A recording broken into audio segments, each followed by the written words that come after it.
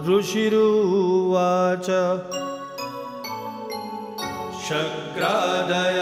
शक्रादयसुरगणानि हतेति वीर्ये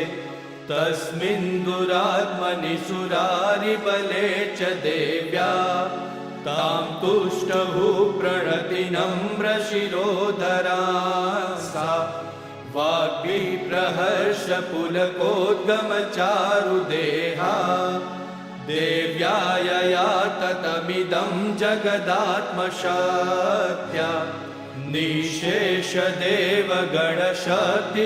निःशेषदेवगणशक्तिसमूहमूर्त्या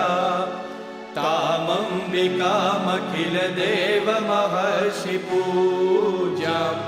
भक्त्या नता स्म विदधातु शुभानि सानम् यस्या प्रभावमतुलं भगवाननन्तो ब्रह्माहरश्च न हि वक्तुमलं बलं च सा चण्डिकाखिलजगत्परिपालनाय नाशाय चाशुभभयस्य मतिं करोतु या श्रीस्वयं सुकृतिनां भवनेष्वलक्ष्मी पापात्मनां कृतधियां हृदयेषु बुद्धि श्रद्धा सतां कुलजनप्रभवस्य लज्जा तां त्वां नता स्म परिपालय देवि विश्वं किं वर्णयाम तव रूपमचिन्त्यमेतत् किं चातिवीर्यमसुरक्षयकारि भूरि किं चाहवेषु चरितानि तवानियानि सर्वेषु देवसुरदेवगणादिकेषु हेतुः समस्तजगतां त्रिगुणापि दोषे न ज्ञायसे हरिहरादिभिरप्यपारा सर्वाश्रया किलमिदं जगदंशभूत मव्याकृता हि परमा प्रकृतिस्त्वमाद्या यस्या समस्तसुरता समुदीरणेन तृप्तिं प्रयाति सकलेषु मखेषु देवी स्वाहासि वै पितृगणस्य च तृप्तिहेतुरुच्चार्यसे त्वमत एव जनैः स्वधा च या मुक्तिहेतुरविचिन्त्य महाव्रतात्वमभ्यस्यसे सुनियतेन्द्रियतत्त्वसारै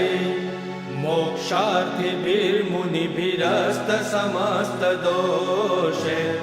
विद्यासि सा भगवती परमा हि देवी शब्दात्मिका सुविमलर्यजुषां निधान मुद्गीतरम्यपदपाठवतां च साम्नां देवी त्रयी भगवती भवभावनाय वार्तासि सर्वजगतां परमात्रिहन्त्री मेधासि देवि विदिताखिलशास्त्रसारा दुर्गासि दुर्गभवसागरनौरसङ्गा श्रीकैटभारिहृदयैककृतादिवासा गौरी त्वमेव शशिमौलिकृतप्रतिष्ठा ईषत्सहासममरं परिपूर्णचन्द्र बिम्बानुकारिकनकोत्तमकान्तिकान्तम् अत्यद्भुतं प्ररतुमातरुषा तथापि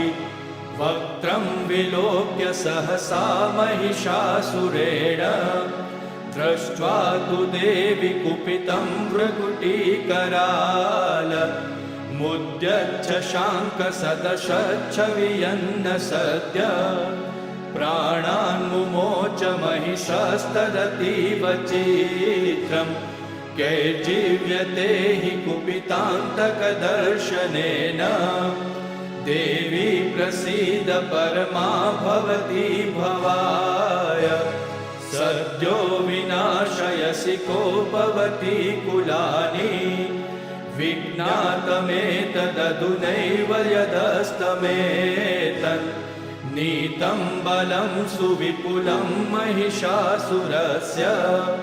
ते सम्मता जनपदेषु धनानि तेषां यशांसि न च सीदति धर्मवर्ग धन्यास्त एव निभृतात्मजभृत्यदारा येषां सदाभ्युदयदा भवति प्रसन्ना धर्म्याणि देवि सकलानि सदैव कर्म ह्यत्यादृतः प्रतिदिनं सुकृती करोति स्वर्गं प्रयाति च ततो भवति प्रसादा लोकत्रयेऽपि फलदाननु देवि तेन दुर्गे स्मृता हरसि भीतिमशेषजन्तो स्वस्थे स्मृता मतिमतीव शुभां ददासि दारिद्र्यदुःखभयहारिणि का त्वदन्या सर्वोपकारकरणाय सदार्धचित्ता एभिर्हते जगदुपैति सुखं तथेते कुर्वन्तु नाम नरकाय चिराय पापम् सङ्ग्राममृत्युमधिगम्य दिवं प्रयान्तु मत्वेति नूनमहितान्विनिहंसि देवी दृष्ट्वैव किं न भवति प्रकरोति भस्म सर्वासुरा नरिषु यत्प्रहिणोषि शस्त्रम् लोकान् प्रयान्तु रिपवोऽपि हि शस्त्रपूता इत्थं मतिर्भवति तेष्वहितेषु साध्वी खड्गप्रभानिकरविस्फुरणैस्तथोग्रे शूलाग्रकान्तिनिवहेन दशोऽसुराणां यन्नागता विलयमंशुमदिन्दुखण्ड योग्याननं तव विलोकयतां तदेतत् दुर्वृत्तवृत्तशमनं तव देवि शीलं रूपं तथैतदविचिन्त्यमतुल्यमन्यैः वीर्यं च हन्तृरुतदेव पराक्रमाण वैरिष्वपि प्रकटितैव दया त्वयेत्थं केनोपमा भवतु तेस्य पराक्रमस्य रूपं च शत्रुभयकायति हारिपुत्र चित्ते कृपा समरनिष्ठुरता च द्रष्टा त्वय्येव देवि वरदे भुवनत्रयेऽपि त्रैलोक्यमेतदखिलं रिपुनाशनेन त्रातं त्वया समरमूर्धनि तेऽपि हत्वा नीता दिवं रिपुगणा भयमप्यपास्त मस्माकमुन्मदसुरारिभवं नमस्ते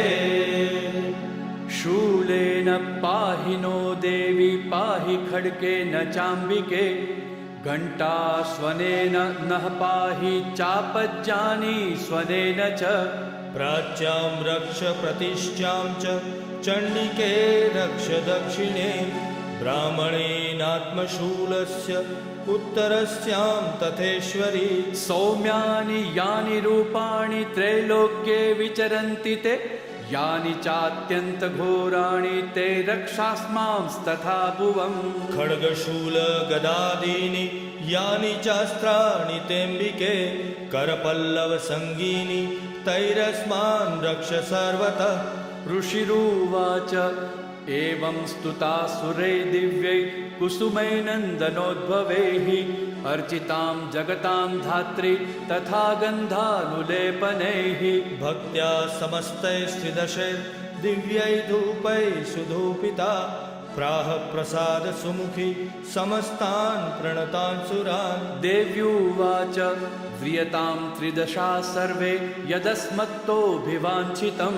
देवाऊचुः भगवत्या कृतं सर्वं न किञ्चिदवशिष्यते यदयं निहतः शत्रु रस्माकं महिषासुरः यदि चापि वरो देयस्त्वयास्माकं महेश्वरि संस्मृता त्वं नो हिंसेथा परमापद यश्च मर्त्यश्च वैरेभिः स्वां स्तोष्यत्यमलानने तस्य वित्तर्धैर्विभवै धनदारादिसम्पदां वृद्धये स्मत्प्रसन्ना त्वं भवेथा सर्वदाम्बिके ऋषिरुवाच इति प्रसादिता देवे जगतोऽथे तथात्मनः तथेत्युक्त्वा भद्रकाली बभूवान्तहिता नृप इत्येतत्कथितं भूप सम्भुता सा यथा पुरा देवी देव शरीरेभ्यो जगत्त्रयहितैषिणी पुनश्च गौरीदेहात् सा समुद्भूता यथा भवत् वधाय दुष्टदैत्यानां तथा शुम्भनिशुम्भयोः रक्षणाय च लोकानां देवानामुपकारिणी तच्छृणुष्व मया ख्यातं यथावत् कथयामि ते इति शक्रादयस्तुति सम्पूर्णम्।